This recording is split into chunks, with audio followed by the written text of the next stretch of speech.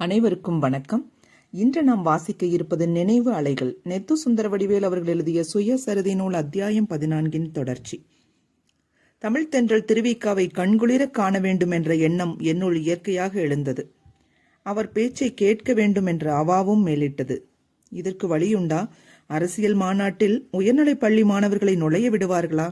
இக்கேள்விகள் மின்னின. அப்போது என்னுடன் படித்து வந்த திரு தா. கதிர்வேல் தமிழ் பற்றாளர், நாட்டு நடப்புகளையும் உன்னிப்பாக கூர்ந்து கவனித்து வந்தவர். அவர் என்னுடைய கேள்விகளுக்கான பதில்களை கண்டுபிடித்தார். இளைஞர்களும் மாநாட்டுக்குள் செல்லலாம், பார்வையாளர்களாக மட்டுமே கலந்து கொள்ளலாம். பார்வையாளர்களுக்கு நுழைவு கட்டணம் 8 அணா. இந்த தகவல்களை அன்பர் கதிர்வேல் திரட்டி கொண்டு வந்தார். இருவருக்குமே அன்று 8 அணா பெரிய தொகையல்ல. அதோடு திருவிக்காவின் வார இதழாகிய நவசக்தி என் தந்தைக்கு வந்து கொண்டிருந்தது.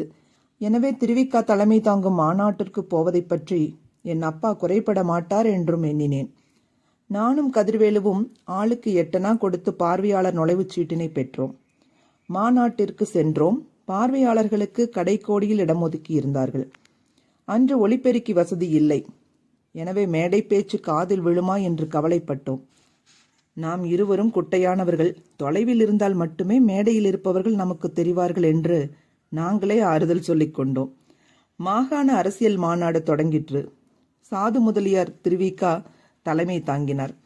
அவருடைய இனிய செந்தமிழ் உரை எங்களுக்கு எட்டவில்லை. காரணம் ஒலிபெருக்கி இல்லாத பெருங்குறை. முன்னர் ஒருவர் ஆற்றிய வரவேற்புரையும் காற்றிலே பறந்தது. எங்களிடம் வரவில்லை. யாருடைய பேச்சையும் கேட்க முடியாமல் இமை கொட்டாது மேடையை மட்டுமே வேடிக்கை பார்த்து கொண்டிருந்தோம். திடீரென மேடையின் மேல் இடி முழக்கம்.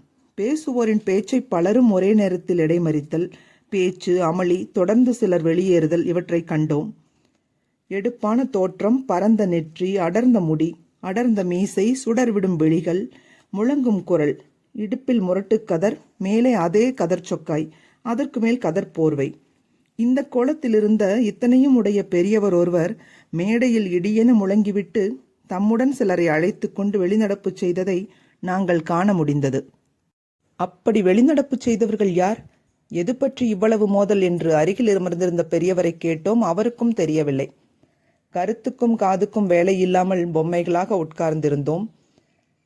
பிறகு கதிர்வேலுவும் நானும் வெளியே வந்தோம். மாநாட்டு கொட்டகை வளைவிற்குள் ஆங்காங்கே சிறு சிறு கூட்டங்கள்.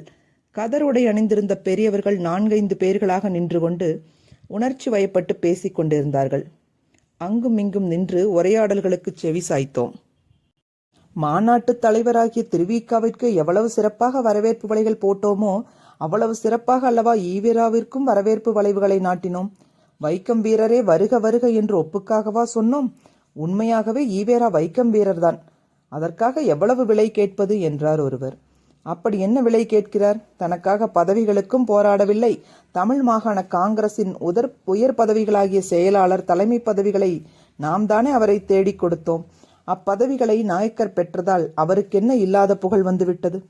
காங்கிரஸ் தமிழ் மக்களிடம் இவ்வளவு வேகமாக பரவியிருப்பதற்கு காரணம் ஈவேரா தானே. அவருடைய தொண்டு மகத்தானது. சுதந்திரத்திற்காக ஈவேரா ஆற்றிய தொண்டு உண்மையும் வாய்மையும் மெய்மையும் செறிந்ததாகும். சீமானாக வாழ்ந்த அவர் காந்தியடிகளின் தலைமையை ஏற்று பிறகு எளிமையில் நின்று தொண்டாற்றுகிறார். பட்டி தொட்டியெல்லாம் தம் தோளில் கதர் மூட்டையை சுமந்து கொண்டு சென்று விற்று அதை பரப்பியவராயிற்றே. ஆனாலும் சில ஆண்டுகளாகவே காங்கிரஸ் மேடைகளிலேயே வகுப்பு வாரி பிரதிநிதித்துவம் வேண்டும் என்று மிக தீவிரமாக போராடி கொண்டிருக்கிறார். இந்த கருத்து அவரை ஆட்கொண்டு விட்டது.